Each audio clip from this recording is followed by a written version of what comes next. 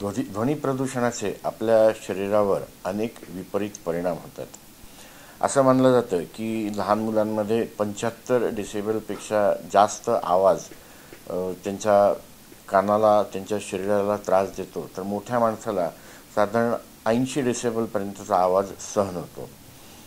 आवाजाची मर्यादा जेव्हा त्याच्यावरती जाते तेव्हा शरीरात अनेक बदल व्हायला लागतात. कानामध्ये तर होतातच, अचानक बहिरेपणा पण येऊ शकतो, पण शरीरातही इतर अनेक बदल होतात.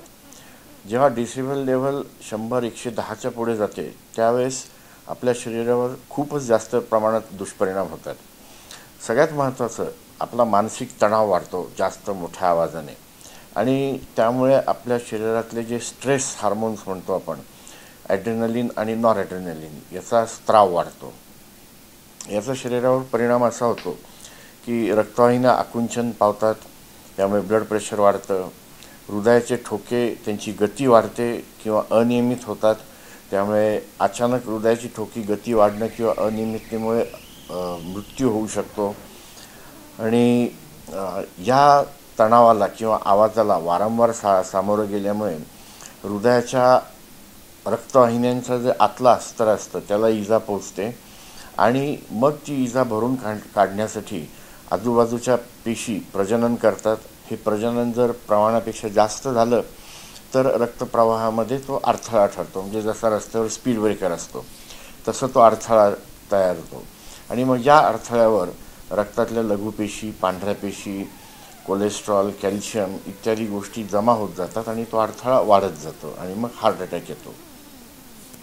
आत्ताच जी आपण दुर्दैवी घटना ऐकली की एक 23 वर्षाचा मुलगा अचानक स्पीकरच्या किंवा डीजेच्या मोठ्या आवाजामुळे अकाली मृत्यू पावला.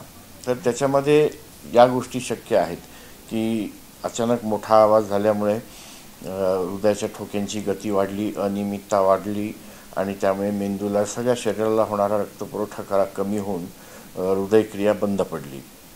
दुसरी गोष्ट असू शकते की आता 23व्या वर्षी खूप जास्त ब्लॉक्स नाही, पण थोडेफार ब्लॉक्स असू शकतात, आणि अचानक मोठ्या आवाजामुळे ॲड्रेनलिन आणि नॉर ॲड्रेनलिन या संप्रेरकांच्या स्त्रावामुळे रक्तवाहिनी आकुंचन पावून त्या अडथळ्यामुळे पूर्णपणे बंद झाली आणि हृदयविकाराचा झटका आला. तर या दोन्ही गोष्टी शक्य आहेत की हृदयाच्या ठोक्यांमधली अनियमितता, वाढलेलं ब्लड प्रेशरमुळे मेंदूमध्ये रक्तस्राव होण्याची, रक्तवाहिनी फुटून रक्तस्राव होण्याचा सुद्धा धोका असतो, आणि अर्थातच हृदयविकाराचा झटकासुद्धा येऊ शकतो. त्यामुळे ध्वनी प्रदूषण टाळायचं, आणि ज्या डेसिबलच्या मर्यादा घालून दिलेल्या आहेत आपल्याला त्या आपण सर्वांनी पाळायच्या. आपल्या उत्साहाला थोडासा आवर घालायचा, कारण हे सगळ्यांच्याच हिताचं आहे.